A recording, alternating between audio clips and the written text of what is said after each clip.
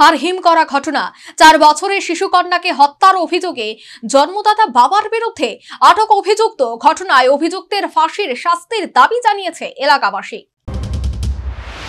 ন্যাকারজনক ঘটনা। নিজের মেয়েকে রাস্তায় আছাড় মেরে পরবর্তীতে জলঙ্গি ব্রিজ থেকে নদীতে ফেলে মেরে ফেলার অভিযোগ বাবার বিরুদ্ধে।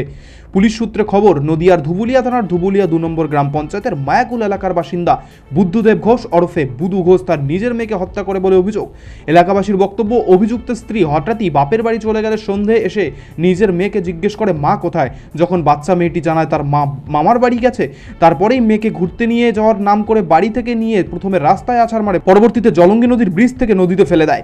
এই হারহিম করা ঘটনাটি নজর এড়ায়নি স্থানীয় বাসিন্দাদের। ধুবুলিয়া থানায় খবর দিলে ধুবুলিয়া থানার পুলিশ এসে অভিযুক্তকে থানায় নিয়ে গিয়ে জিজ্ঞাসাবাদ করলে অভিযুক্ত স্বীকার করে তার মেয়েকে নির্মমভাবে মেরে ফেলেছে। এরপরই ধুবুলিয়া থানার পুলিশ তল্লাশি চালিয়ে কৃষ্ণনগর জলঙ্গি ব্রিজের নিচে নদী থেকে ফুটফুটে 4 বছর শিশুকন্যার নিথর দেহ উদ্ধার করে। অন্যদিকে অভিযুক্ত বাবাকে গ্রেফতার করেছে পুলিশ। এই ঘটনায় অভিযুক্তের ফাঁসির দাবি জানিয়েছেন এলাকাবাসী। আপনারা এখন কি চাইছেন? আমরা একটা বাবা যদি নৃশংসভাবে তার মেয়েকে হত্যা করে, এর থেকে জঘন্যতম বিচ্ছিরি শাস্তি দেওয়া দরকার। ওকে মেরে ফেলা দরকার, ফাঁসি সাজা চাইছে, আর কিছু না, ওর ফাঁসি সাজা।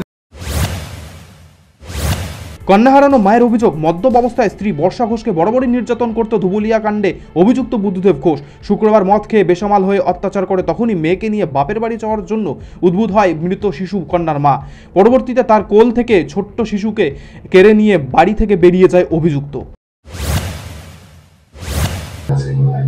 আমার স্বামী মদ খেয়ে এসেছিল, মদ খেয়ে এসে ঝামেলা করছিল, মারধর করছিল। তারপর মারধর করার পর আমার মেয়েকে নিয়ে আমি চলে আসছিলাম বাপের বাড়িতে। বাপের বাড়িতে আসার সময় আমার স্বামী আমার মেয়েকে কেড়ে নেয়, আমার থেকে কেড়ে নেওয়ার পর আমাকে মেরে বাড়ি থেকে তাড়িয়ে দেয়। আমি আমার বাপের বাড়িতে চলে আসি।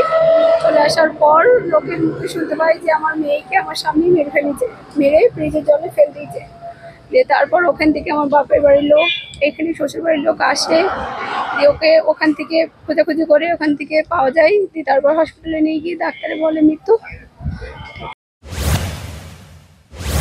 শনিবার শিশুকন্যার নিথর দেহ ময়নাতদন্তের জন্য পুলিশ মর্গে পাঠানো হয়। অন্যদিকে ধুবুলিয়া থানার পুলিশ এই ঘটনার মামলা হাতে নিয়ে তদন্ত শুরু করেছে। Bureau report, news vanguard.